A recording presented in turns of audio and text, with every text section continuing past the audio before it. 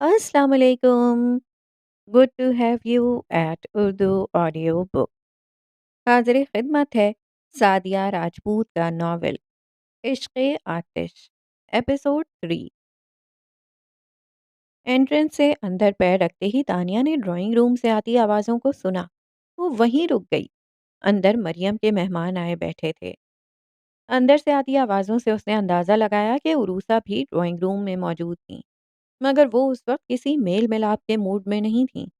लेकिन मुश्किल ये थी कि ड्राइंग रूम का दरवाज़ा खुला था और लाउंज की सीढ़ियाँ ठीक ड्राइंग रूम के सामने थीं, और यही सीढ़ियाँ उस जीने तक जाती थीं जिस पर तानिया का कमरा था। अब अगर वो अपने कमरे में जाने के लिए सीढ़ियों तक आती तो खुले दरवाजे से उसे देखा जा सकता था। तानिया ने कुछ सोचकर दरवाज़ा बंद किया और बाहर आ गई। लॉन का चक्कर काटकर वो कसरे फारूकी के पिछले हिस्से की तरफ निकल आई। अब उसके सामने स्याह आबनूस का बेहद लंबा और काफ़ी चौड़ा मुनक्कश दरवाज़ा था। मगर उस दरवाजे के दोनों पटों को पकड़कर धकेलते हुए तानिया को कुछ ज़्यादा ताकत नहीं लगानी पड़ी। दरवाज़ा खुलते ही तानिया पर जैसे तिलस्म होशरुबा का कोई बाब खुला था। कम अज़ कम तानिया को ये जगह किसी जादू नगरी की तरह ही लगा करती थी।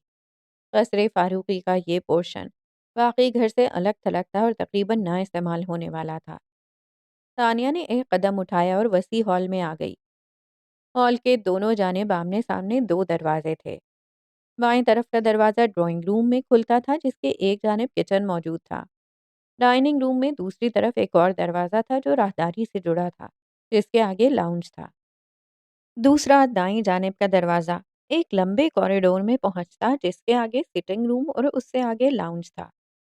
लाउंज में बाएं जानिब असर फारूकी का कमरा और उसके साथ ही लाइब्रेरी से मुल्हिक स्टडी थी, जबकि दाएं जानिब रिहायशी कमरे थे और दाएं जानिब से ही सीढ़ियां ऊपर के कॉरिडोर तक जाती थीं, जहां दोनों जानिब कमरों की कतारें थीं। यानी अगर कोई उस हॉल के एक दरवाजे से निकलता तो पूरे कसरे फारूकी का चक्कर काटकर वापस यहीं आ पहुंचता। इस पोर्शन की ये अनोखी खसूसियत थी कि वो बैक वक्त घर के हर हिस्से से जुड़ा भी था और पूरे घर से अलग भी था। हॉल के दाखिली दरवाजे के सामने दबीज कालीन का बड़ा सा टुकड़ा था, जिसके साथ रखा लकड़ी का आरामदेह फर्नीचर उसे नशिस्तगाह का रूप दे रहा था। दाएं तरफ की दीवार पर एक बड़ा सा आईना था, जिस पर आर्ट वर्क किया गया था। आईने के नीचे एक छोटी मेज के साथ दो कुर्सियां थीं, जबकि हॉल की बाकी दीवारों पर भी कई तरह की पेंटिंग्स आवेजा थीं और छत से बड़ा सा झूमर लटक रहा था। नाक की सीध में थोड़ा आगे जाकर सीढ़ियां थीं, जिनके बाएं जानिब एक ऊंचा लकड़ी का स्टूल था, जिस पर घूमने वाले डायलर के साथ पुरानी दर्ज का फ़ोन रखा था, मगर उस फ़ोन का कनेक्शन निकाल दिया गया था। सीढ़ियों के ऊपरी जीने के सामने एक दरवाज़ा था, जिसके दोनों पटों पर लटकती जंजीर में ताला लगा था। तानिया ने हमेशा यही सुना था कि वो कमरा स्टोर रूम है। ये जगह इतनी कुशादा थी और दरवाजे से सीढ़ियों का फासला इतना ज़्यादा था कि जीने वाले कमरे की बैल्कनी इमारत के सामने की तरफ से दाएं जानिब खुलती थी। वैसे तानिया के लिए तो स्टोर रूम में बैल्कनी की मौजूदगी काफ़ी हैरानकुन थी, जबकि बैल्कनी में बड़ा सा लकड़ी का झूला था और छत से विंड चाइम्स लटक रहे थे, जिनका मधुर संगीत चांदनी रात में मजबूत कर दिया करता था। और इजाफी हैरत की बात तो ये थी कि बालकनी में रखे गमलों में लगे पौधे और मॉर्निंग ग्लोरी की खूबसूरत बेल हरी भरी थी, लेकिन ताजिया ने कभी किसी को उन्हें पानी देते नहीं देखा था। घर के किसी फर्द से तो पूछना ही बेकार था, मगर नौकरों से भी एक आध बार उसने जानना चाहा तो उन्होंने साफ इनकार कर दिया कि वो कभी उस कमरे में नहीं गए। उस हॉल के तमाम दरवाजे, सीढ़ियों और जीने की रेलिंग, हद तो ये है कि तमाम फर्नीचर भी मुनक्कश आबनूसी लकड़ी का था। यूं तो सारा कसरे फारूकी ही सफ़ेद संगे मरमर से बना था, मगर स्याह और सफ़ेद का ये पुरकशिश इम्तजाज घर के किसी और हिस्से में नज़र नहीं आता था। ऐसा लगता था कि वक्त के साथ साथ बाकी घर की रेनोवेशन तो होती रही, मगर इस हिस्से को जानबूझकर हाथ नहीं लगाया गया। यहाँ वक्त को कैद कर दिया गया था। हॉल के दरवाजे से अंदर दाखिल होकर बाएं तरफ के दरवाजे से गुजरकर ड्राइंग रूम में आते तानिया को महज चंद सेकंड्स ही लगे थे, मगर उसे यूं लगा जैसे एक अहद से गुजर कर आई हो। लाउंज में कदम रखने से पहले उसने ड्राइंग रूम से आती आवाज़ पर ध्यान दिया। वो सब बदस्तूर गपशप में मसरूफ थे। तानिया इत्मीनान से अजहर फारूकी के कमरे तक आई और दस्तक देने वाली थी कि किसी ने कहा, कर्नल साहब अपने कमरे में नहीं हैं। तानिया ने मुड़कर बहादुर को देखा जो ड्राइंग रूम में चाय ले जाकर जाता उसे देखकर रुक गया था। कहाँ गए हैं? उसने पूछा। जमीनों पर गए हैं, कल शाम तक आ जाएंगे। आपको कुछ काम था तानिया बीबी? नहीं, तुम जाओ। तानिया ने उसे जाने को कहा, फिर खुद ही उसे आवाज देकर रोक लिया। बहादुर। जी तानिया बीबी। वो रोबोट की तरह वापस मुड़ा। जब मेहमान चले जाएं तो मुझे बता देना, मैं दादा जान के कमरे में हूँ। ठीक है जी। वो कहकर चला गया तो तानिया दरवाजा खोलकर कमरे में आ गई। कुछ देर तो वो यूं ही खड़ी रही जैसे सोच रही हो अब क्या करे। फिर उसने हैंडबैग बेड पर डाला और खुद भी जूते उतारकर आराम से लेट गई। वो जिस जाविये से लेटी थी, आतिशदान के ऊपर लगी तस्वीर उसकी आंखों के सामने थी। करने को और कुछ तो था नहीं। वो यूं ही उस तस्वीर को देखने लगी। ये तस्वीर किसी 19-20 साल की नौजवान लड़की के चेहरे का क्लोजअप थी। कुशादा पेशानी पर तीखे अबरू कमान की तरह कांटदार थे। बड़ी बड़ी सुनहरी माइल गिलाफी आंखें, जिन पर खमदार पलकों की घनी झालर थी। सुतवान आँख, गाल सुर्खी माइल भरे भरे, होंठ गुदाज और थोड़ी कदरे बारीक थी। चेहरे की रंगत कुंदनी थी, जिसके अतराफ में शहद जैसी रंगत वाले सिल्की लंबे बाल बिखरे हुए थे। कानों में मोतियों के आवेजे लटक रहे थे और कंधों पर पड़ा सफेद दुपट्टा भी नजर आ रहा था। वो जो भी थी, बिलाशुबा हसीन थी। मगर हुस्न भी तो दो तरह का होता है। कुछ चेहरे ऐसे होते हैं जिनको देखते ही आंखें चुंधिया जाती हैं, क्योंकि कुछ और नजर ही नहीं आता। फिर जब वो आंखों से ओझल हो जाते हैं तो ज़हन यूं हड़बड़ा कर जागता है जैसे नींद से जागा हो। फिर जितनी बार उन्हें देखा जाए, अपनी कशिश खोते जाते हैं। अलबत्ता कुछ चेहरे ऐसे भी होते हैं जो आंखों को चुंधियाते नहीं, बांध लेते हैं, क्योंकि फिर किसी और की तरफ देखने को दिल ही नहीं चाहता। फिर चाहे वो आंखों से ओझल हो जाएं, उनका असर बाकी रहता है। और जितनी बार वो सामने आए लगता है पहली बार देख रहे हैं।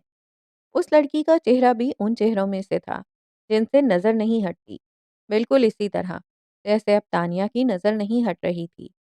तानिया ने कई बार देखा था कि अजहर फारूकी किसी बुत की तरह बैठे घंटों उस तस्वीर को तका करते थे। उनकी महवियत पर तानिया को हैरत हुआ करती थी, लेकिन अब खुद उस तस्वीर को देखते हुए बिल्कुल महव हो चुकी थी। मगर उसकी महवियत की वजह महज उस लड़की का हुस्न नहीं था। तानिया ने वो तस्वीर तो सैकड़ों बार देखी थी, मगर तस्वीर वाली को कभी नहीं देखा था। फिर भी पता नहीं क्यों उसे ये चेहरा बहुत मानूस लगता था।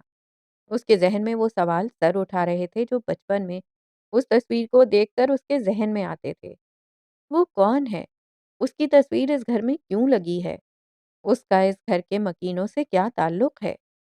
मगर तानिया जानती थी कि इन सवालों को सोच लेना जितना आसान है, इनके जवाब जान पाना उतना ही मुश्किल। उसे याद था एक बार जब वो छोटी थी तो उसने मरियम से पूछा था, मामा वो लड़की कौन है जिसकी तस्वीर दादा जान के कमरे में लगी है? तुम्हें उसके बारे में जानना है? वो एकदम गैज़ो गज़ब से बोली। तानिया ने चाहा इनकार कर दे मगर नन्ही सी बच्ची सहम कर हाँ में सर हिला बैठी। फिर क्या था? मरियम ने झपट कर उसका बाजू अपनी आहनी गिरफ्त में ले लिया और उसके गालों पर थप्पड़ों की बारिश कर दी। नूरुल हुदा ने मरियम को इस हरकत पर डांटा और कोने में खड़ी दहशत से कांपती तानिया के पास आए। वो इस कदर खौफजदा हो चुकी थी कि रो भी नहीं पा रही थी और रोने की कोशिश में उसके हलक से लायानी आवाज निकल रही थी। 5-6 साल की बच्ची को गोद में उठाकर वो सोफे पर आ बैठे। कितनी ही देर तक नूरुल हुदा उसे अपने सीने से लगाए थपकते रहे। वो कभी उसके बालों में उंगलियां चलाते, कभी उसके मसले गए गालों पर प्यार करते। बहुत देर बाद कहीं जाकर वो नॉर्मल हुई थी, मगर उसके ज़हन में खौफ बैठ चुका था। फिर कुछ दिन बाद अज़हर फारूकी ने उसे बहुत नरमी से समझाया कि वो कभी तस्वीर वाली लड़की के बारे में कोई बात नहीं करेगी। उसका खौफ कुछ और गहरा हो गया। फिर उसने खौफ के मारे कभी उस लड़की का जिक्र नहीं किया। वक्त के साथ साथ तानिया का खौफ तो खत्म हो गया, मगर वो ये भी समझ गई कि वो लड़की चाहे जो भी हो, उसका जिक्र शजरे ममनुआ है। फिर ऐसे सवाल करने का क्या फ़ायदा जिनका जवाब ना मिले। یہ سوچ کر اس نے کبھی اس لڑکی کے بارے میں اپنے ذہن میں تجسس پیدا ہی نہیں ہونے دیا۔ بھلا اگر دادا جان کے کمرے میں کسی لڑکی کی تصویر لگی رہے تو لگی رہے، کیا فرق پڑتا ہے؟ ایک دم سے تانیہ کو احساس ہوا جیسے وہ اس لڑکی کے بارے میں سوچ کر اپنا وقت ضائع کر رہی ہے۔ وہ بیزاری سے رخ بدل کر اٹھ بیٹھی۔ کوئی فائدہ نہیں، کوئی کبھی نہیں بتائے گا کہ یہ کون ہے۔ اس نے کوف سے اپنا سر جھٹکا اور بیڈ سے اٹھنے ہی والی تھی کہ ٹھٹک کر رک گئی۔ اس کی نظر دادا جان کی اسٹڈی ٹیبل پر رکھی ریڈ ڈائری پر اتفاقاً ہی پڑ گئی تھی۔ لوگ ڈائری لکھتے ہیں، مگر اس نے دادا جان کو ہمیشہ ڈائری پڑھتے دیکھا تھا۔ دیکھوں تو اس ڈائری میں کیا لکھا ہے؟ اس کے اندر تجسس جاگا۔ ٹیبل سے ڈائری اٹھا کر وہ دوبارہ بیڈ پر آ بیٹھی۔ تکیہ رکھ کر نیم دراز ہوتی وہ ڈائری کا پہلا صفحہ کھول کر پڑھنے لگی۔ میاں جی نواب شاہ کے متمول اور بااثر زمیندار تھے۔ بلند و بالا حویلی سمیت کئی ایکڑ پر پھیلی زرعی اراضی پشتوں سے ان کی خاندانی جاگیر کے طور پر ورثے میں ان کے حصے میں آئی تھی۔ بیگم حیات نہیں تھیں، البتہ مرحومہ نے 2 اولادیں چھوڑی تھیں اور دونوں ہی بیٹے تھے، پر مظہر فاروقی اور چھوٹے اظہر فاروقی۔ مظہر فاروقی میاں جی کی طرح ہی پکے زمیندار تھے اور واجبی سی تعلیم کے بعد ہی وہ زمینداری کے کاموں میں جت گئے۔ اظہر فاروقی کا مزاج تو زمیندارانہ تھا، مگر انہیں اپنے آبائی پیشے سے کوئی خاص شغف نہیں تھا۔ اس کے بجائے انہیں تعلیم حاصل کرنے میں دلچسپی تھی۔ میاں جی کو بیٹے کا شوق پسند تھا اور ساتھ ہی وسائل کی بھی کوئی کمی نہیں تھی۔ انہوں نے اظہر فاروقی کو حصول تعلیم کے لیے بخوشی کراچی بھیج دیا، جو اس وقت ایک ابھرتا ہوا چھوٹا سا شہر تھا۔ البتہ ہاسٹل کی رہائش انہیں پسند نہ تھی۔ جب تک اظہر فاروقی میٹرک کر کے کالج میں پہنچے، انہوں نے کراچی میں ہی وسیع رقبے پر حویلی کی تعمیر مکمل کروا لی۔ 1000 گز پر تعمیر کیا گیا قصر فاروقی، سفید سنگ مرمر سے بنی پرشکو عمارت تھی، جس کے چاروں طرف دائرے کی شکل میں 500 گز چوڑا خوبصورت لان تھا۔ باہر سے اگر یہ عمارت سبز و سفید کا شاہکار تھی تو اندر سے سیاہ و سفید کا عجوبہ۔ قصر فاروقی کی تزئین و آرائش میں لکڑی کا بکثرت استعمال ہوا تھا، وہ بھی صرف آبنوس کی لکڑی کا۔ اظہر فاروقی نے قصر فاروقی میں رہتے ہوئے ہی گریجویشن کا ایگزام دیا اور اس کے بعد آرمی میں جانے کی خواہش ظاہر کر دی۔ میاں جی کو یہ بات پسند نہیں آئی۔ وہ چاہتے تھے تعلیم حاصل کرنے کے بعد اظہر فاروقی واپس حویلی آ جائیں، اور اظہر فاروقی کو یہ منظور نہیں تھا۔ آخر مظہر فاروقی ان کی مدد کو آئے اور نہ جانے کن مشکلوں سے انہوں نے اظہر فاروقی کو آرمی جوائن کرنے کی اجازت دلوا دی۔ بہرحال جب سارے معاملات خوش اسلوبی سے طے ہو گئے تو انہیں بیٹوں کی شادی کا خیال آیا۔ اس معاملے میں اظہر فاروقی نے بڑے بھائی کی طرح ہی فرما برداری سے سب کچھ ان پر چھوڑ دیا۔ میاں جی نے خود بہوؤں کے انتخاب میں احتیاط برتی۔ مظہر فاروقی کی بیگم نورین زمیندار گھرانے سے تھیں، البتہ چھوٹی بہو فریال کراچی کے پڑھے لکھے خاندان سے تھیں اور خود بھی تعلیم یافتہ تھیں۔ شادی کے پہلے سال ہی مظہر فاروقی بیٹے کے باپ بن گئے اور پوتے کی پیدائش کے چند ہفتوں بعد ہی میاں جی قضائے الہی سے وفات پا گئے۔ دکھ کتنا ہی بڑا ہو، زندگی نہیں رکتی۔ یہی سوچ کر دونوں بھائی اپنی زندگیوں میں ایڈجسٹ کرنے کی کوشش کرنے لگے۔ لیکن اظہر فاروقی کے نصیب میں ایک دکھ اور لکھا تھا۔ اظہر فاروقی آرمی جوائن کرتے ہی مسافر ہو گئے تھے اور ان کا پڑاؤ کبھی ایک تو کبھی دوسرے شہر ہوتا، مگر فریال کو بھی گاؤں کا ماحول پسند نہیں تھا، اور اظہر فاروقی کی غیر موجودگی میں ان کا حویلی میں رہنا ایسا ضروری بھی نہیں تھا۔ اس لیے وہ شادی کے ابتدائی دنوں میں ہی قصر فاروقی شفٹ ہو گئیں، لیکن ان کا اپنے سسرال سے مکمل رابطہ تھا۔ کبھی وہ خود حویلی چلی جاتیں تو کبھی ان کے جیٹھ اور جیٹھانی بیٹے کو ساتھ لیے کراچی آ جاتے۔ اس بار بھی ان کی واپسی ایک لمبے قیام کے بعد ہوئی تھی، مگر وہ نواب شاہ تک نہیں پہنچ سکے۔ راستے میں ہی ان کی کار کا مسافر کوچ کے ساتھ زبردست تصادم ہوا تھا۔ حادثے کی اطلاع ملتے ہی اظہر فاروقی جائے حادثہ پر پہنچ گئے، مگر جب وہ پہنچے تو ان کے بھائی اور بھابھی دم توڑ چکے تھے، لیکن 3 سال کا ان کا بیٹا معجزانہ طور پر محفوظ رہا تھا۔ بھائی بھابھی کی تدفین سے فارغ ہو کر جب دونوں میاں بیوی نے رخت سفر باندھا تو اس ننھے سے بچے کو بھی ساتھ کراچی لے آئے۔ فریال کی اپنی گود تو اب تک خالی تھی۔ انہوں نے بہت آسانی سے اس بچے کو اپنے بیٹے کی حیثیت سے قبول کر لیا اور بہت جلد ہی وہ ان کی زندگی کا مرکز بن گیا، یہاں تک کہ شادی کے 7ویں برس मन्नतों और दुआओं का समर बनकर पैदा होने वाली मलीहा फारूकी भी उसके लिए फरियाल की मोहब्बत को कम ना कर सकी। फिर उसके 7 साल बाद जैसे अजहर फारूकी उसूल तालीम के लिए कराची आए थे, अपने भतीजे को उन्होंने आला तालीम के लिए लंदन भेज दिया, मगर 4 साल बाद ही उन्हें वापस आना पड़ा। मलीहा की पैदाइश के वक्त ही फरियाल को कुछ पेचीदगियों से गुजरना पड़ा था, और फिर उसके बाद वो मुस्तकिल बीमार रहीं, और 11 साल की बीमारी के बाद वो खालिक हकीकी से जा मिली। पालने वाली माँ को कंधा देकर वो फिर लंदन सधार गए, मगर मलीहा की जिंदगी में खला हमेशा के लिए ठहर गया। हालांकि बाबा जान ने बहुत जल्द ही रिटायरमेंट ले ली, शायद मलीहा की तन्हाई के ख्याल से। मगर पास होने और साथ होने में फ़र्क होता है। अब सूरत हाल ये है कि वो या तो अपनी स्टडी में वक्त गुजारते हैं, या अपने पुराने दोस्त मलिक नासिर के साथ शतरंज खेलते हैं। और मेरी यानी मलीहा फारूकी की रूटीन भी बस यूं ही सी है। मैंने हाल ही में ग्रेजुएशन किया है, और मेरा सारा वक्त घरदारी में या फिर पेंटिंग में गुजरता है। हाँ, रोज़ ही कुछ वक्त निकाल कर मैं लाइब्रेरी चली जाती हूँ। वैसे तो बाबा जान की लाइब्रेरी में मेरे लिए बहुत सी किताबें हैं, मगर लाइब्रेरी जाने की वजह सिर्फ इतनी है कि मैं इस तन्हाई से कुछ देर को पीछा छुड़ा सकूं, जो अम्मी जान के इंतकाल के 9 साल बाद भी मुझे बौखला देती है। मगर अब शायद तन्हाई का एहसास कुछ कम हो जाए। पढ़ाई खत्म करके नूरुल हुदा ने लंदन में जॉब भी कर ली थी, पर अब सुना है कि बाबा जान के भतीजे हमेशा के लिए वापस आ रहे हैं। तानिया को झटका लगा था। वो जल्दी से सीधी हो बैठी। फिर उसने उस लाइन को दोबारा पढ़ा, फिर तीसरी और चौथी बार। हर बार पढ़ने से एक ही बात समझ में आई, पापा दादा जान के बेटे नहीं हैं। ये उसके लिए इंकिशाफ था। वो सोचने लगी, अगर ये बात सच है भी तो छुपाई क्यों गई? भला इस बात के पता चल जाने में क्या हर्ज है? अजहर फारूकी अगर नूरुल हुदा के चचा भी थे तो तानिया के बहरहाल दादा ही थे। फिर उसने सोचा, जब तक वो सब कुछ जान नहीं लेती, इस बात को खुद तक महदूद रखेगी। उसी वक्त दस्तक की आवाज़ पर तानिया उछल गई। उसने जल्दी से डायरी अपने पीछे छुपा ली। दरवाज़ा खुला है। उसकी आवाज़ पर मुलाजिमा ने दरवाज़ा खोलकर अंदर झांका। मेहमान चले गए हैं तानिया बीबी, और सब आपका खाने पर इंतज़ार कर रहे हैं। पापा आ गए? उसने पूछा। नहीं। ठीक है, तुम चलो, मैं आती हूँ। उसके जाने के बाद वो डायरी हाथ में लिए उठी और चलते हुए तस्वीर के सामने जा खड़ी हुई। मुझे शक सा हो रहा है कि मलीहा फारूकी आप ही हैं, और अगर आप मलीहा हैं तो ये डायरी भी आपने ही लिखी होगी।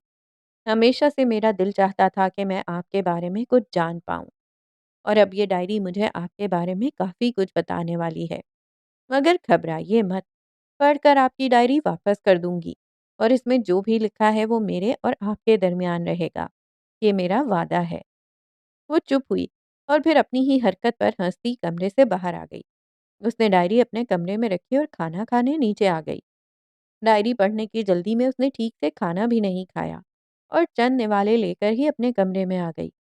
कमरे में आकर उसने लाइट ऑन की और दरवाज़ा लॉक करके ड्रॉज में से डायरी निकालकर बेड पर चढ़कर बैठ गई। मलीहा लाइब्रेरी में बैठी किताब के मुताले में गर्क थी कि उसे अपने चेहरे पर किसी की निगाहों की तपिश महसूस हुई। उसने सर उठाकर देखा, मगर कोई भी मुतवज्जा नजर नहीं आया। तो सर झटक कर वापस किताब पर नजरें जमा दी, मगर किसी की नजरों का एहसास बदस्तूर था। वो चिढ़ गई। आज तीसरा दिन था कि वो किताब लेकर बैठती और किसी की नजरों की शिद्दत उसे बेचैन करने लगती। 2 दिन तक वो अपना वहम समझकर नजरअंदाज करती रही, मगर आज सचमुच उसे गुस्सा आ गया था। उसने किताब बंद की और अपने अतराफ का जायजा लेना शुरू किया। उसके बिल्कुल सामने एक अंकल अखबार पढ़ रहे थे, मगर उनकी सफ़ेद दाढ़ी का एहतराम करते हुए उसने अपने दाएं जानिब चेहरा मोड़कर देखा। वहाँ यूनिवर्सिटी के कुछ स्टूडेंट्स बैठे कंबाइंड स्टडी कर रहे थे। वो ग्रुप के लड़कों को मशकूक निगाहों से देखने लगी, मगर किसी ने भी उसकी तरफ नहीं देखा। तो उसने दूसरी तरफ देखा। वो कोई लड़की थी, और जाहिर है ये हरकत वो तो नहीं करेगी। हॉल में कुछ और लोग भी थे, मगर मलीहा ने किसी को भी अपनी तरफ देखते हुए नहीं देखा। क्या मुसीबत है? उसे सख्त बेजारी हुई। 2 दिन से यही हो रहा था। बैठे बिठाए महसूस होने लगता कि कोई उसे बड़ी तवज्जो से देख रहा है, मगर ढूंढने पर कोई नजर नहीं आता। और वो गुस्से में खौलती घर आ जाती। अपनी तरफ से तो उसने मसले का ये हल निकाला था कि आज सुबह के बजाय शाम को आई थी और अपनी मखसूस जगह से हट कर बैठी थी। मगर सामने वाला भी काफ़ी मुस्तकिल मिजाज था। घर की तन्हाई से घबराकर वो यहाँ आती थी, पर अब लग रहा था कि उस नादीदा मेहरबान की वजह से ये अकलौती सरगर्मी भी तर्क करनी पड़ेगी। वो उठी और किताब घर जाकर पढ़ने के ख्याल से इशू करवाती बाहर आ गई। Excuse me miss. वो पत्थर की चौड़ी सीढ़ियां उतर रही थी जब कोई उसके पीछे से बोला था। वो रुक कर पलटी तो देखा सांवले रंग का एक लड़का ब्लैक पैंट शर्ट पहने उसकी तरफ आ रहा था। जी। वो करीब आ गया तो मलीहा ने कहा, और उस जी के जवाब में उसने जो कहा उसे सुनकर मलीहा का जी चाहा कि उसका सर फाड़ दे। बेफिक्री से माथे पर आए काले बालों को एक हाथ से हटाते हुए वो बड़े आम से अंदाज में बोला था, आप मुझसे शादी करेंगी? मलीहा को पहले तो लगा उसे सुनने में गलती हुई है। फिर उसे घूर कर देखते हुए कुछ कहना चाहा, मगर फिर अपना इरादा तर्क करके वो पलटी और सीढ़ियां उतरने लगी। वो भी साथ हो लिया। देखिए, ना तो मैं आपसे मजाक कर रहा हूँ और ना ही मेरा इरादा फ्लर्ट करने का है। मैं पूरी संजीदगी से आपको प्रपोज कर रहा हूँ। हो सकता है आपको ये सब अजीब लग रहा हो, मगर मैं रिक्वेस्ट करता हूँ कि प्लीज़ सोच कर जवाब दीजिएगा। मुझे जवाब जानने की कोई जल्दी नहीं है। आप चाहें तो कल जवाब दें, परसों दें, 1 हफ्ते बाद, 1 साल बाद, 10 साल बाद, या चाहे क़यामत के दिन। मैं यहीं लाइब्रेरी में आपके जवाब का इंतज़ार करूँगा। मलीहा ने पहले तो अपने कदमों की रफ्तार तेज़ की, फिर कानों पर हाथ रख लिए और आखिर में उसने दौड़ लगा दी। दौड़ते हुए उसे एहसास हुआ कि उसकी आवाज़ आनी बंद हो गई है, तो उसने रुक कर डरते-डरते पलट कर देखा। दूर तक सड़क सुनसान थी। उसे इत्मीनान हुआ। भागते हुए सांस फूल गया था। वो वहीं सड़क के किनारे फुटपाथ पर बैठकर सांस दुरुस्त करने लगी। बदतमीज, कमीना, लोफर कहीं का। कहता है शादी करेगा। ऐसा मारूंगी कि शादी बर्बादी सब भूल जाएगा। इडियट। जवाब लेने आएगा। बदतहजीब इंसान। आएगा तो आता रहे। मैं तो अब मरकर भी इधर का रुख ना करूं। वो फुटपाथ पर बैठी ऊंची आवाज में उसे सलावातें सुना रही थी। वो तो शुक्र था सड़क बिल्कुल खाली थी, वरना अगर कोई उसे इस हाल में देख लेता तो हाथ पकड़कर पागल खाने छोड़ आता। पागल हूं ना मैं, कि कोई भी राह चलता शादी के ऑफर करेगा और मैं चल पड़ूंगी। बड़बड़ाते हुए वो उठी। अब जब अपने अतराफ गौर किया तो जी चाहा सर पीट ले। ये जगह उसकी जानी पहचानी तो थी, मगर उसके घर से काफी दूर थी। बिना देखे सरपट दौड़ते हुए वो अपने घर जाने वाली सड़क के बजाय दूसरी तरफ निकल आई थी, इस ख्याल से कि वो कहीं रास्ते में न मिल जाए।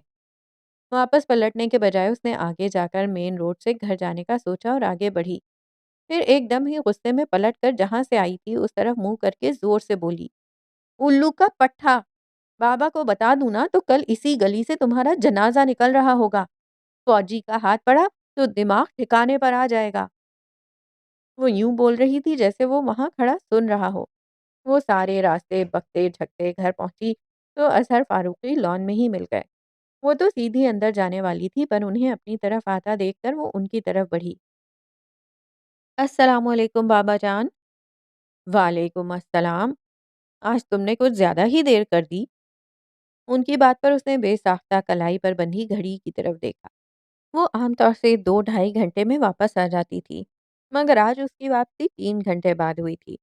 एक तो पहले उसने खूब दिमाग खराब किया, फिर गुस्से में इतना ख्याल भी नहीं आया कि रिक्शा या टैक्सी ही कर लेती। उसे कोसती पैदल ही चली आई।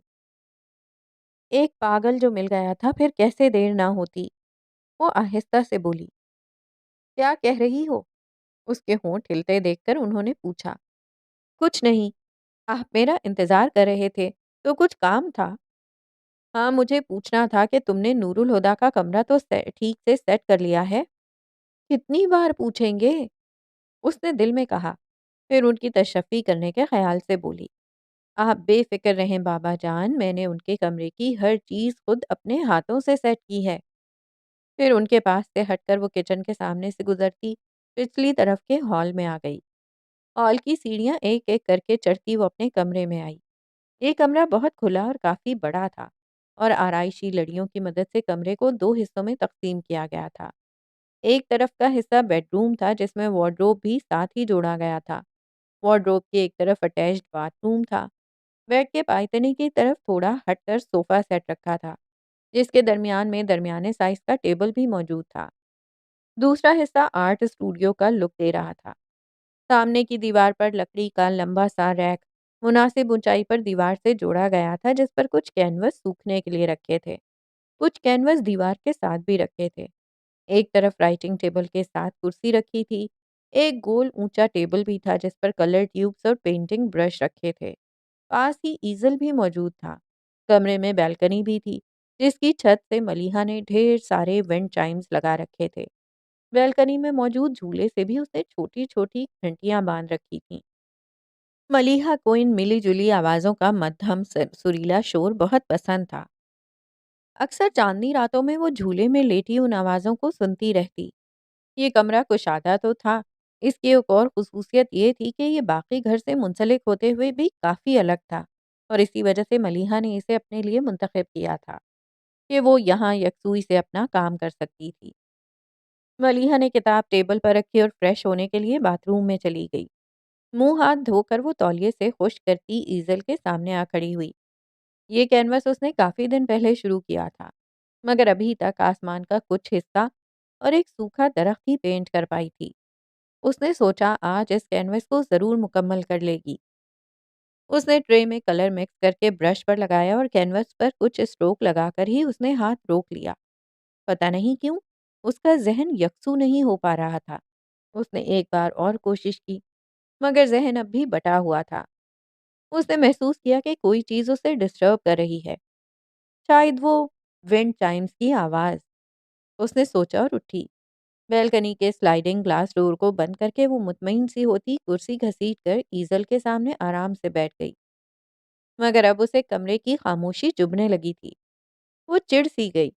इसी माहौल में वो घंटों कैनवस पर काम किया करती थी, मगर आज वो अपना ज़हन तक नहीं बना पा रही थी। तंग आकर उसने ब्रश रखा और किचन में आ गई। सामने ही किचन टेबल के साथ रखे स्टूल पर चढ़ा उसका हम उम्र दुबला पतला सा बहादुर सलाद काट रहा था। तुम? वो उसे देखकर हैरत से बोली। गुलबानो कहाँ है? अम्मा की तबीयत ठीक नहीं है तो आज खाना मैंने बनाया है। हम्म।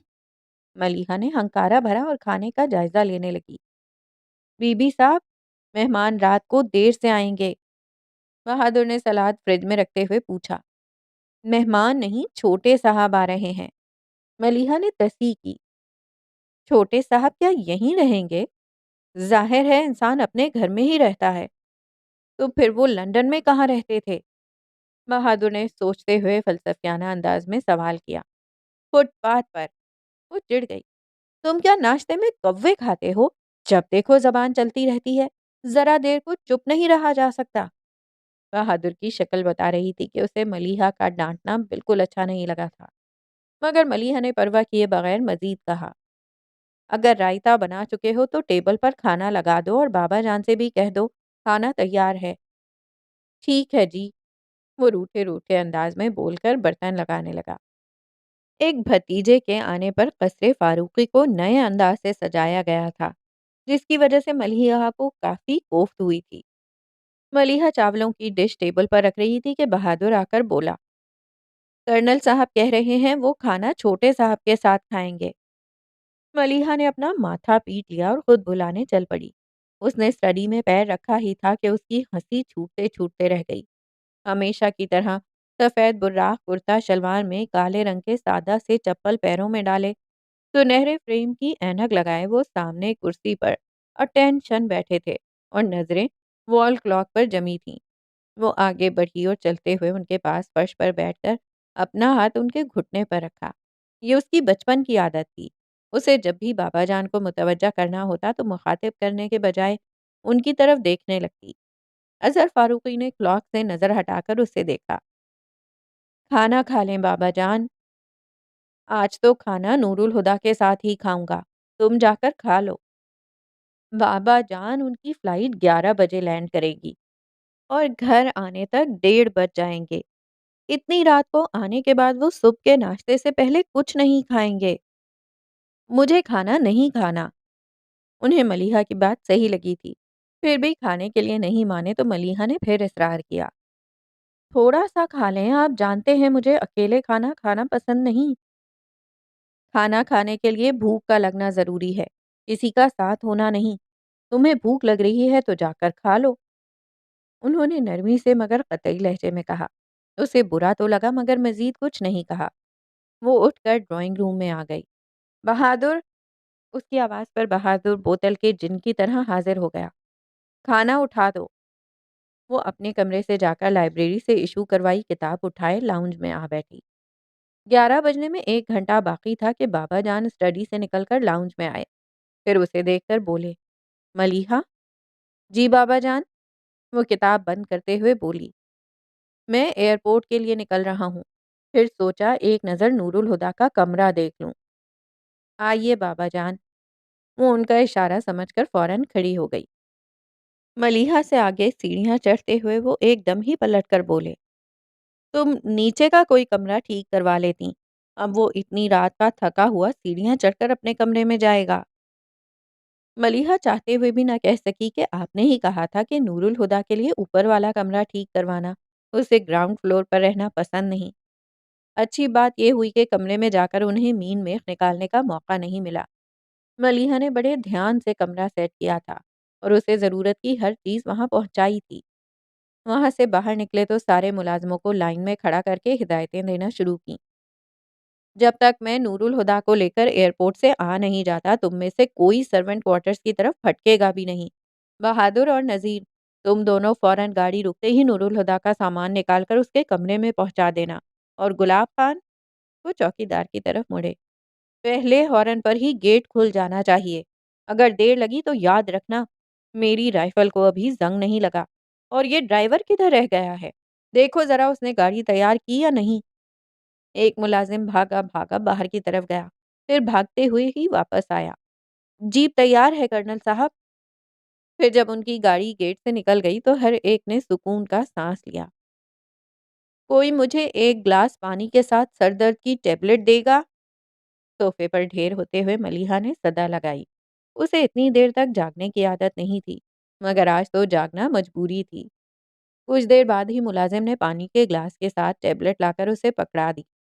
टेबलेट लेकर मलीहा ने किताब फिर से खोल ली। 1 बजते ही मलीहा की नज़र वॉल क्लॉक जैसे जैसे चिपक गई थी। उसका ख़्याल था कि 1:30 बजे तक तो हर हाल में वो लोग आ जाएँगे।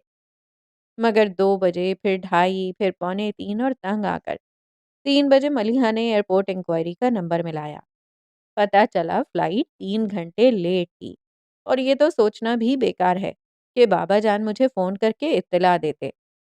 रिसीवर रखते हुए उसने खुद से कहा और फिर बहादुर और नज़ीर के अलावा उसने सब नौकरों को सर्वेंट क्वार्टर में भेज दिया और खुद लाउंज में आकर सिंगल सोफे पर बैठ गई। जहां वो बैठी थी वहां से मेन एंट्रेंस बिल्कुल उसकी नज़र के सामने थी। दोनों पाँव सोफे पर रखे कुशन गोद में लिए वो सिमट कर बैठी थी। नींद के मारे उसका बुरा हाल था, लेकिन जानती थी अगर नूरुल हुदा के इस्तकबाल को वो बनफ़्से नफीस मौजूद ना हुई तो बाबा जान नाराज़ होंगे। इंतज़ार करना भी कितना मुश्किल काम है। थक कर सोचते हुए अचानक ही उसकी ज़हनी रौ बहक गई। आप चाहे कल जवाब दें, परसों या चाहे क़यामत के दिन, मैं इंतज़ार करूँगा। उस वक़्त तो उसे गुस्सा ही आया था, मगर अब वो गुमसुम हो गई थी।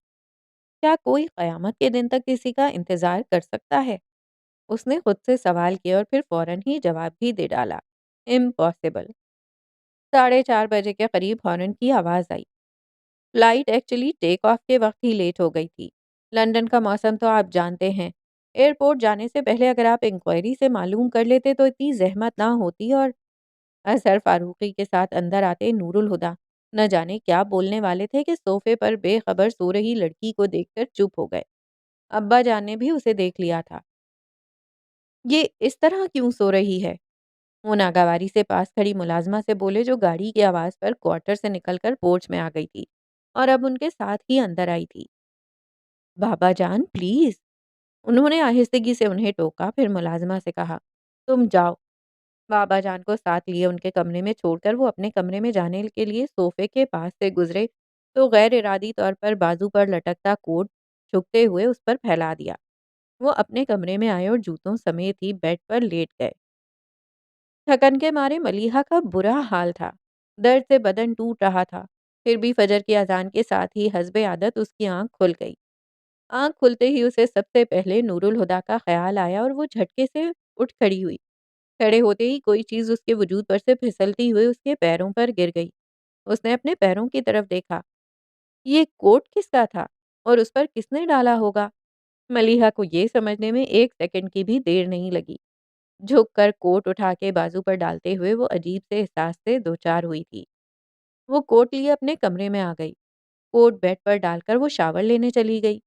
10 منٹ بعد ہی وہ گیلے بالوں کے ساتھ کمرے میں آئی۔ بالوں کو تولیے سے سکھا کر اس نے چادر اوڑھی اور جائے نماز بچھا کر قبلہ رو کھڑی ہوتی اس نے نیت باندھ لی۔ نور الہدیٰ یوں بھی سحر خیز تھے۔ پھر وہ فلائٹ میں نیند پوری کر چکے تھے۔ سورج کے چھپ دکھاتے ہی وہ ٹریک سوٹ پہنے لان میں نکل آئے۔ دوڑتے ہوئے لان کے کئی چکر کاٹ کر وہ ایک جگہ رکے۔ بار بار جھک کر اپنے پنجوں کو چھوتے۔ وہ ایک بار اٹھے اور پھر جھکنا بھول گئے۔ وہ اپسرا نہیں تھی مگر اپسرا لگ رہی تھی۔ سفید کپڑوں میں اہتمام سے دوپٹہ شانوں پر پھیلائے ہوئے اس کے لمبے نم بال ہوا سے لہراتے بار بار اس کے چہرے پر آ رہے تھے، مگر وہ بے نیاز سے بنی جھولے پر بیٹھی تھی جو اس کے گداز پیروں کے دھکے سے آہستہ آہستہ آگے پیچھے جھول رہا تھا۔ وہ سر اٹھائے بڑی محویت سے آسمان کو دیکھ رہی تھی کہ تبھی سورج کا راستہ روکے بادل ایک دم سے کھسکا اور اس کا وجود کرنوں کی زد میں آ گیا۔ وہ ہنس پڑی اور ہنستے ہوئے اس نے یوں ہی اپنا سر جھکایا تو نظر ٹریک سوٹ پہنے بت کی طرح ساکت کھڑے شخص پر پڑی۔ وہ جھجک گئی۔ وہ اس وقت نور الہدیٰ کی وہاں موجودگی کی توقع نہیں کر رہی تھی۔ اس نے اپنے آپ ہی سوچ لیا تھا کہ رات گئے آنے والا دن چڑھے تک تھکن اتارتا رہے گا۔ وہ اٹھی اور گھوم کر کمرے میں چلی گئی۔ Moonlight and sunlight amazing, وہ آہستہ سے بڑبڑائے۔ وہ بال سمیٹ کر کچن میں آ گئی۔ فٹافٹ اورنج جوس نکال کر اس نے جگ میں ڈالا اور جگ گلاس سمیت ٹرے میں رکھ کے بہادر کو تھما کر لان میں بھیجا۔ پھر اپنے ناشتے کی ٹرے تیار کر کے وہ کچن سے نکلنے والی تھی کہ نور الہدیٰ جوس کا گلاس ہاتھ میں لیے کچن کے دروازے سے اندر آ گئے۔ ہیلو ملیحہ، اسے دیکھ کر اپنا ہاتھ آگے بڑھاتے ہوئے وہ بولے تو ملیحہ نروس ہو گئی کہ ان سے ہاتھ ملائے یا نہیں۔ اسی گھبراہٹ میں وہ ان کے ہیلو کا جواب نہیں دے سکی، تو وہ غیر ارادی طور پر اپنا ہاتھ نیچے کر کے اس کی طرف جھک کر بولے، آئی ایم رانگ۔ اس بار وہ اعتماد سے مسکرائے، ناٹ انڈیڈ۔ پھر ان کے ہاتھ میں پکڑے آدھے خالی گلاس کو دیکھ کر بولی، اور چاہیے؟ نو تھینکس۔ ملیحہ سمجھ نہیں پا رہی تھی کہ ان سے کس انداز میں بات کرے، اس لیے بات کرنے سے بچنے کی خاطر وہ ٹرے اٹھائے ان کے برابر سے گزر کر آگے بڑھ گئی، مگر اگلے ہی قدم پر اسے رک جانا پڑا۔ میں 15 منٹ میں نہا کر آتا ہوں، تب تک آپ میرا ناشتہ تیار کر لیں۔ کوئی خاص اہتمام کرنے کی ضرورت نہیں، بس جو باقی گھر والے لیتے ہوں، البتہ چائے اسٹرانگ ہونی چاہیے۔ گلبانو کو ہدایات دے کر وہ پلٹے تو ملیحہ کو دیکھتے ہی ان کے منہ سے نکلا، واٹ ہیپنڈ؟ اس نے بھی فوراً سے جواب دیا، نتھنگ۔ اس نے آہستہ سے نفی میں سر ہلایا۔ نور الہدیٰ اپنے کمرے کی طرف بڑھ گئے۔ ٹھیک 15 منٹ بعد وہ ٹراؤزر پر ٹی شرٹ پہنے ڈرائنگ روم میں موجود تھے۔ ملیحہ ڈائننگ ٹیبل پر ہی ان کی منتظر تھی۔ انہیں دیکھ کر اس نے گل بانو کو آواز دے کر ناشتہ لانے کو کہا۔ ناشتہ لگ چکا تھا۔ نور الہدیٰ نے نوالا منہ میں رکھ کر دوسرے ہاتھ سے اخبار اٹھایا اور پھر ملیحہ کی طرف بڑھا کر سوالیہ لہجے میں بولے، نیوز پیپر؟ ملیحہ نے ناشتے سے دھیان ہٹا کر ان کے ہاتھ کی طرف دیکھا اور مسکرا کر بولی، میں ناشتے کے وقت اخبار نہیں پڑھتی۔ کیوں؟ وہ یوں ہی پوچھنے لگے۔ کیونکہ اخباروں میں ایسی خوفناک خبریں چھپتی ہیں کہ پڑھ کر بھوک ہی اڑ جائے۔ سچ کہا۔ بولتے ہوئے انہوں نے اخبار کھولا اور پڑھنے لگے۔ ناشتہ ختم ہونے تک وہ اخبار بھی ختم کر چکے تھے۔ نیپکن سے ہاتھ صاف کر کے انہوں نے اخبار کو تہہ کر کے رکھا اور اپنے لیے چائے نکالتے ہوئے اس سے بولے، چائے لوگی؟ میں چائے کم پیتی ہوں، دن میں صرف 1 کپ، وہ بھی شام میں۔ وہ بھی ناشتہ کر چکی تھی۔ نیپکن سے ہاتھ صاف کرتے ہوئے بولی۔ پھر اخبار اٹھاتے ہوئے اس نے بہادر کو آواز دی۔ بہادر کو بھی جیسے پتا تھا کہ آواز کیوں دی گئی ہے۔ وہ دوسرے ہی لمحے جوس کا گلاس لیے آ پہنچا۔ تم لوگوں نے ناشتہ کر لیا؟ گلاس اس کے ہاتھ سے لے کر اس نے پوچھا۔ جی بی بی صاحب، اس نے اس بات میں جواب دیا۔ ٹھیک ہے تم جاؤ۔ نور الہدیٰ نے چائے پی کر خالی کپ ٹیبل پر رکھتے ہوئے اس سے کہا، فارغ ہو کر میرے روم میں آ جانا۔ वो समझ गई सामान सेट करवाना चाह रहे हैं और हाँ में सर हिला दिया। वो कुछ देर बाद नॉक करके उनके कमरे में आई तो सारे ब्रीफ केस खुले हुए थे। एक बड़ा अटैची केस तो बेड पर ही खुला रखा था और खुद नूरुल हुदा हाथ में हैंगर लगे कपड़े पकड़कर वार्डरोब का दरवाजा खोलकर उसके सामने खड़े थे। मलिहा आ जाओ, उन्होंने पलटकर उससे कहा, फिर वार्डरोब में देखते हुए बोले, ये सब किसने खरीदा है? मैंने। बाबा जान का हुक्म था कि कमरे के साथ आपका वार्डरोब भी सेट कर दूं। मैंने तो उनसे बहुत कहा कि पता नहीं आपको मेरी पसंद अच्छी भी लगे या नहीं, मगर वो बात अधूरी छोड़कर यूं ही चुप हो गए। वो उसकी तरफ देखकर मुस्कुराए। तुम्हारी पसंद इतनी अच्छी है कि बुरी लग ही नहीं सकती, मगर एक प्रॉब्लम है। क्या? उसने पूछा। इन्हें कहाँ रखूं? उन्होंने कपड़ों से भरे सूटकेस की तरफ इशारा किया। लाएं, मैं रख देती हूँ। उसने बढ़कर उनके हाथ से कपड़े लेकर बेड पर रखे और वार्डरोब में जगह बनाने लगी। फिर सूटकेस से कपड़े निकालकर वार्डरोब में लटकाने लगी। उसे मसरूफ देखकर नूरुल हुदा साइड में हो गए। ड्रेसिंग टेबल पर से सिगरेट का पैकेट उठाकर एक सिगरेट निकाला। फिर लाइटर से सिगरेट जलाते वो सूटकेस में से अपने डॉक्यूमेंट्स वाला बैग निकालने लगे। तंबाकू की बू महसूस करके मलीहा ने वार्डरोब में से सर निकाल कर देखा और उनके होठों में दबा सिगरेट देखकर बोली, सिगरेट पीता आदमी हो या धुआं छोड़ता रेल का इंजन, दोनों दिखने में एक से लगते हैं। नूरुल हुदा ने चौंक कर सर उठाते हुए उसे देखा तो कहने लगी, मैं आपको सिगरेट पीने से मना नहीं करती, मगर मेरे सामने सिगरेट पीने की कोई ज़रूरत नहीं। मुझे बिल्कुल पसंद नहीं। सिगरेट बुझा दें। अचानक ही उसके लहजे में जो इस्तेहकाक आया था, उसे खुद भी उसका एहसास नहीं हुआ था।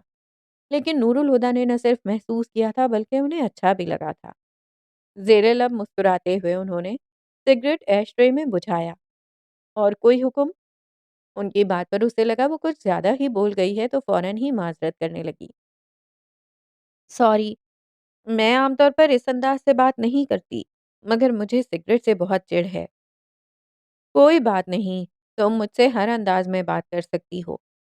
वो बदस्तूर मुस्कुराते हुए बोले तो मलीहा नज़रअंदाज करते हुए सूटकेस में से एक बड़ा सा पैकेट निकालने लगी। वो फौरन बोले, इसे मैं खुद रख लूंगा, तुम रहने दो। वो उसे छोड़कर परफ्यूम्स की बोतलें निकालकर ड्रेसिंग टेबल पर रखने लगी। नूरुल हुदा ने वो पैकेट निकाला और उसे रखने वार्डरोब की तरफ आए। उसी वक्त बाबा जान दरवाज़ा बजाकर अंदर आ गए। आइए बाबा जान। नूरुल हुदा ने जल्दी से सब छोड़ छाड़ कर बेड पर सामान हटाकर उनके बैठने की जगह बनाई। क्या बात है, तुम इतनी सुबह जाग गए? नींद नहीं आई? नींद तो आ गई, पर आंख जल्द ही खुल गई। फ्लाइट में सोता रहा था शायद, इसलिए। अब आगे क्या इरादा है? क्या जॉब करोगे? नहीं, मेरा इरादा है कि बिजनेस शुरू करूं। क्यों नहीं? वो खुश होकर बोले। तुमने इस बारे में कुछ सोचा है? क्या बिजनेस करोगे? कुछ प्लान्स तो हैं, मगर मेरा ख्याल है पहले यहाँ की मार्केट को सर्च कर लूँ। ठीक कह रहे हो, मगर आते ही काम में लग जाने की ज़रूरत नहीं। कुछ दिन आराम करो, फिर इन मामलात पर गौर करना। वैसे अब तुम आ गए हो तो सारी ज़िम्मेदारियाँ भी तुम्हें ही उठानी होंगी। सफ़र की थकन उतार लो, फिर मैं तुम्हें ज़मीनों का हिसाब-किताब भी समझा दूँगा। बल्कि अगली बार नवाबशाह जाते हुए मैं तुम्हें भी साथ ले जाऊँगा। बाबा जान प्लीज़, ज़मींदारी वग़ैरह में मुझे कोई दिलचस्पी नहीं। वैसे तो मैं आपके साथ जा सकता हूँ और जाऊँगा भी, लेकिन हिसाब-किताब वाला मामला आप अपने हाथ में ही रखें। नूरुल हुदा बड़ी इंकिसारी से बोले थे। बाबा जान हँसे और कहने लगे, मज़हर फ़ारूक़ी का बेटा कहता है कि उसे ज़मींदारी में दिलचस्पी नहीं। ये तो कमाल ही हो गया।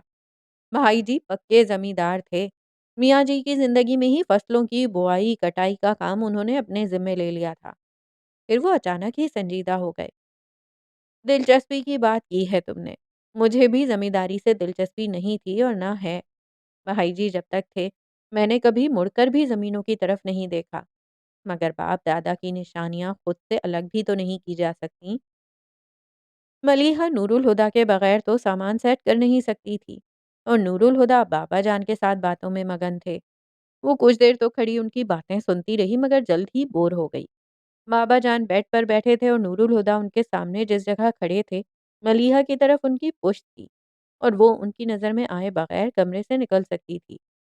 उसने हाथ में पकड़ी चीजें आहिस्तगी से ड्रेसिंग टेबल पर रखीं और नामहसूस अंदाज में दरवाजे की तरफ बढ़ गई। बाहर जाने के लिए वो जैसे ही नूरुल हुदा के पीछे से गुजरी, बिल्कुल अचानक ही उन्होंने पलट कर उसकी नाजुक कलाई अपनी गिरफ्त में ले ली। कहाँ जा रही हो? वो गड़बड़ाई, फिर संभल कर बोली, अपने कमरे में। कोई काम है या आराम करना चाहती हो? दोनों में से कोई बात नहीं है। तो कहीं जाने की जरूरत नहीं है, बैठ जाओ। उनके लहजे में अपने आप इस्तेहकाक आ गया था और फिर फौरन ही अपनी बात कहकर वो मलीहा का हाथ छोड़ते बाबा जान की तरफ मुड़ गए थे, जैसे जानते थे कि मलीहा हर हाल में उनके हुक्म की तामील करेगी।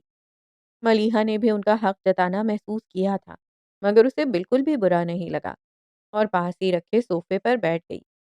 नूरुल हुदा और बाबा जान एक बार फिर अपनी बातों में लग गए थे और वो फिर से बोर होने लगी थी, मगर उसने दोबारा बाहर जाने की कोशिश नहीं की, क्योंकि वो जान गई थी कि वहाँ एक शख्स ऐसा था जो उसे पूरी जान से महसूस कर रहा था।